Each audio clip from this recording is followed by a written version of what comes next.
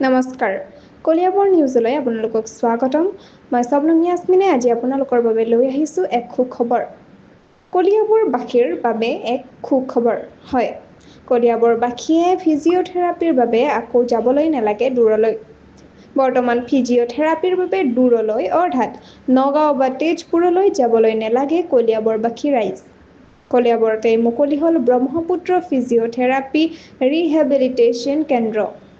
এই কেন্দ্ৰই বিশেষকৈ গাঁঠিৰ বিষ মাজৰ বিষ দুৰ্ঘটনাৰ পাছত হোৱা অসুবিধা আদিৰ ক্ষেত্ৰত সহায় কৰিব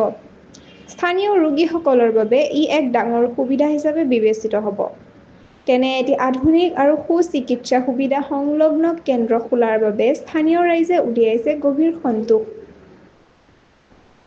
সংযুক্ত হৈ থাকক কলিয়াবৰ নিউজ চেনেলটোৰ লগত চেনেলটো লাইক কমেণ্ট শ্বেয়াৰ ছাবস্ক্ৰাইব কৰিবলৈ নাপাহৰিব লগতে কাষতে থকা বেল আইকনটো দবাবলৈ নাপাহৰিব ধন্যবাদ